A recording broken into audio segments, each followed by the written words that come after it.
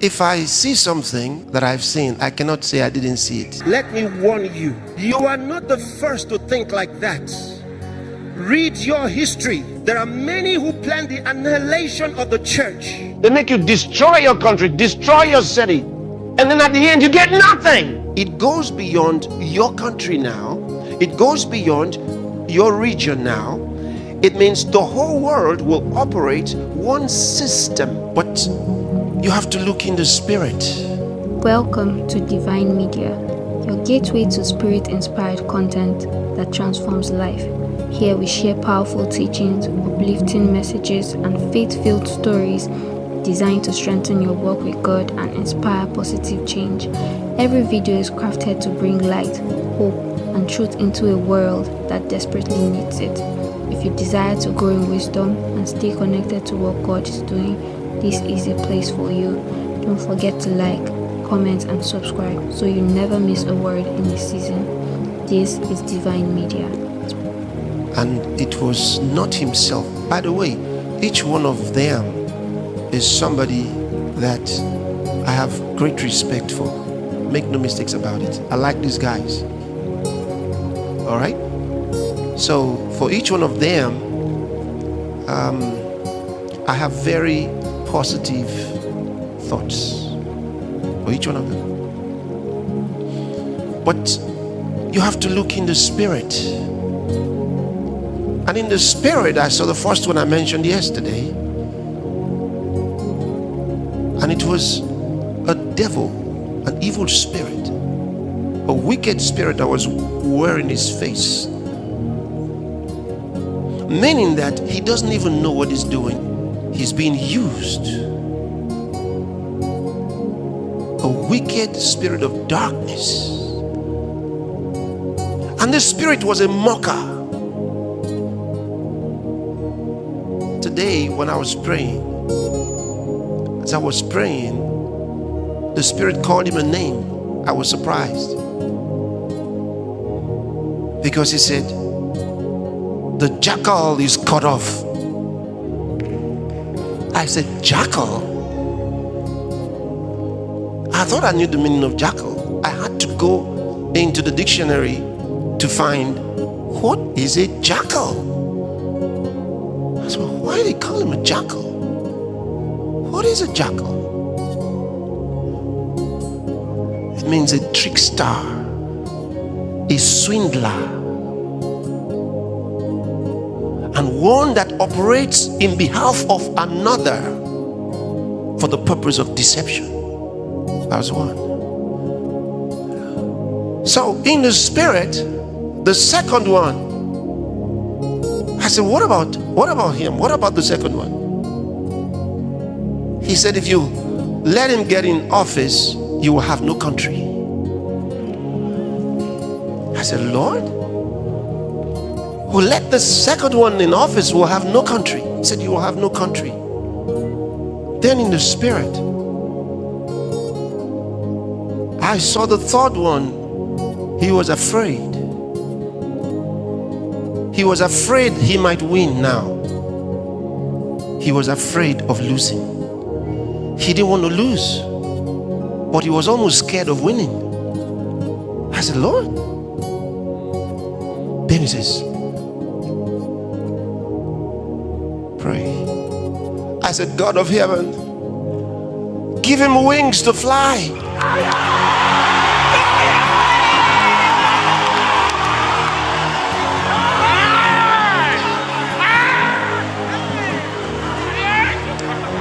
Listen. Because of the sensitivity of, some of our position.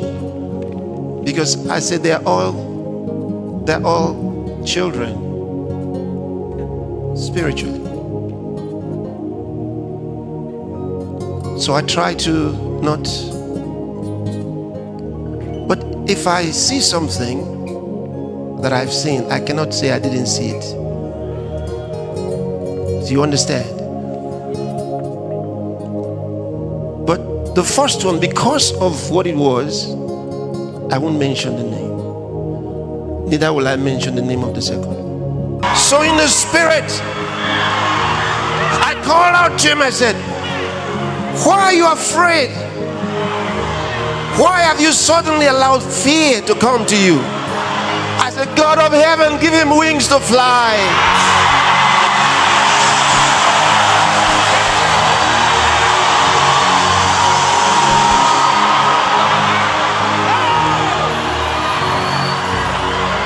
So I want you to pray for your country. Pray for your country right now. And I want you to fast and pray tomorrow.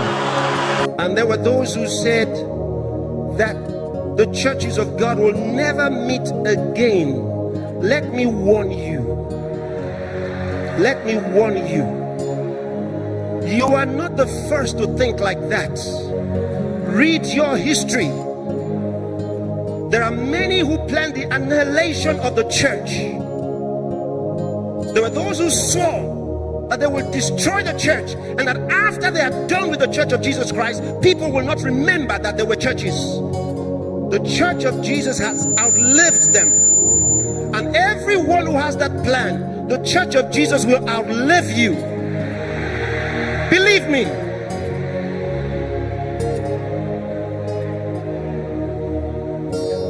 Let any man push you against the churches of Christ. It doesn't matter what your political position is. Let no man push you. Refuse to accept anyone telling you to destroy the church. Whatever you want to do, but don't touch the church of God. Listen, what Jesus said was this. He referred to his church as the stone. He said, anyone who falls on this stone shall be broken, and anyone on whom it shall fall, it shall grind into powder.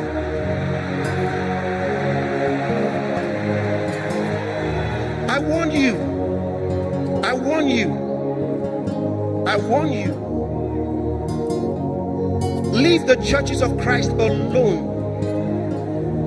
Spending church, how dare you?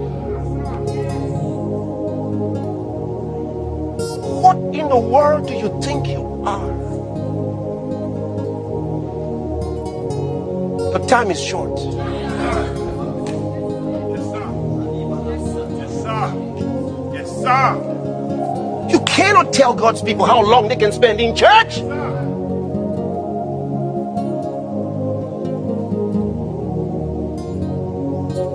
If you built the building for them and you are saying you're not going to let them enter the building, maybe because you built it.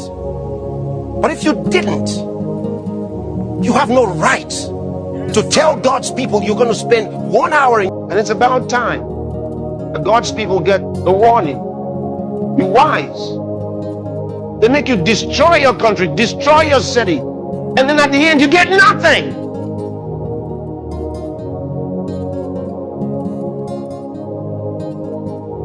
Have intelligent debates in the right places, in the right environments. Wake up, use your education, put it to work. Don't agree with those who tell you go out in the streets and kill those that don't agree with you. It doesn't work.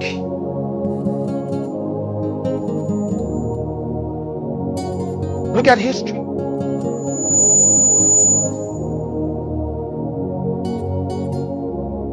Look at history. At the end, many are killed. Many lose their lives. Many are injured, mobbed, maimed. And then what they wanted, they still don't get. They get into the hands of others who even do worse. Then we say, what do we do then? Well, first and foremost, learn to use the spiritual power that's given to us. Learn to use it. The spiritual power given to us.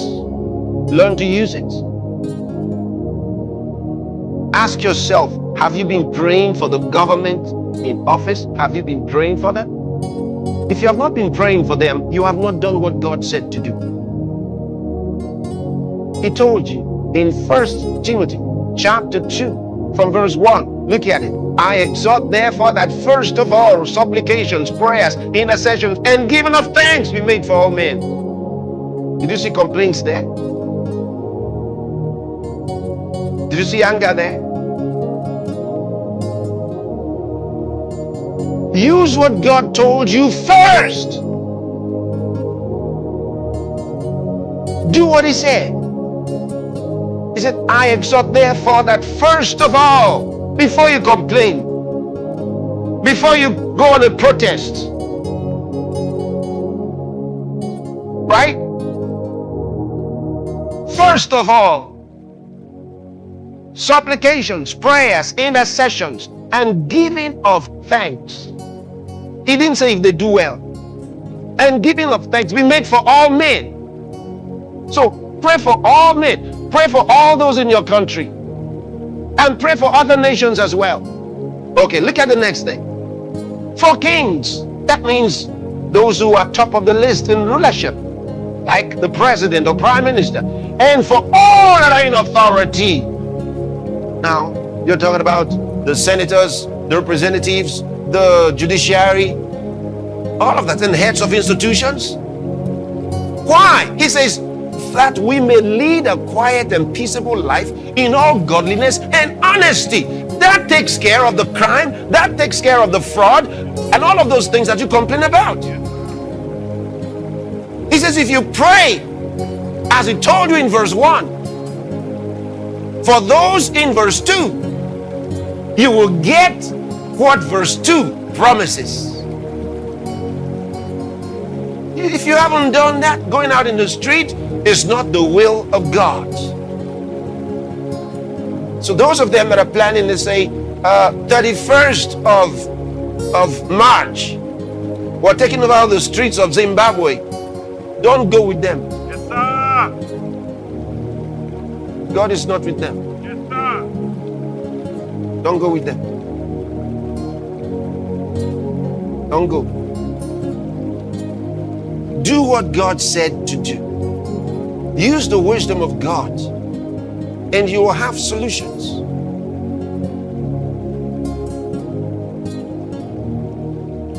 My son, if sinners entice you, do not consent.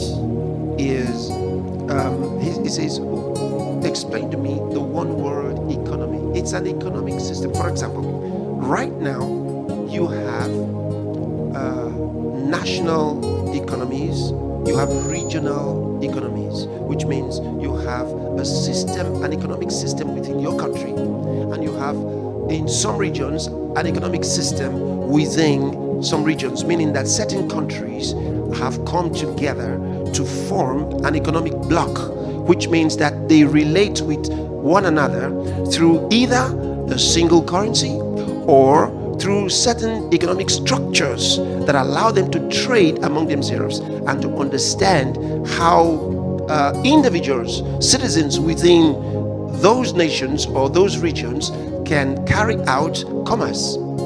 Okay? Now, the one world system means that it goes beyond your country now, it goes beyond your region now. It means the whole world will operate one system of finance, trade, and economic structures. It might even go as far as using the same currency.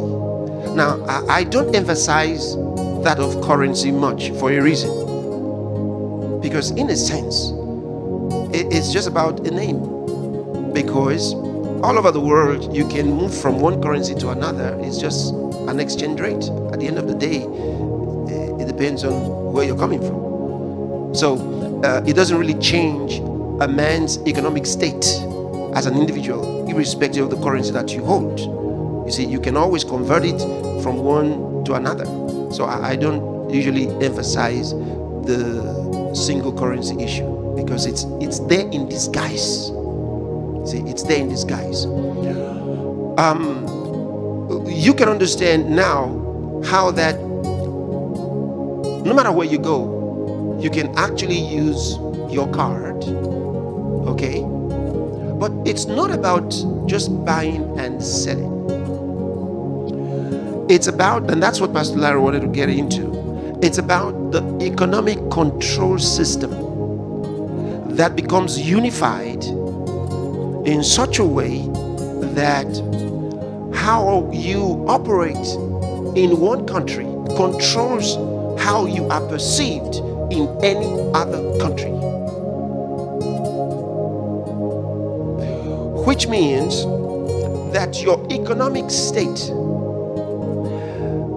becomes unified everywhere, which also requires something they don't like to talk about, which is called tracking. Nobody likes to talk about that, but that's not my subject today. See, so that comes in, and there's something I might just mention today.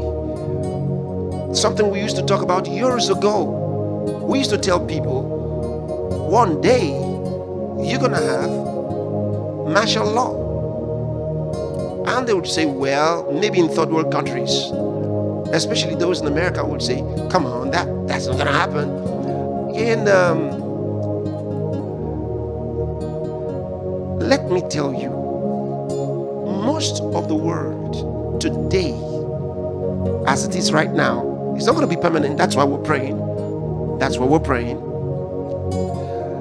Most of the world is under disguised martial law right now, believe it or not.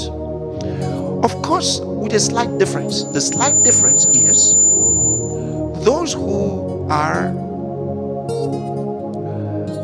running the system are not in uniform. That's a difference. That they are civilians. That's a difference. If you don't understand what that means, let's look at it like this. Most countries are under emergency rule right now. And when a country is under emergency rule, you need to understand what it means. It means civil liberties are completely streamlined. In fact, most civil liberties are set aside.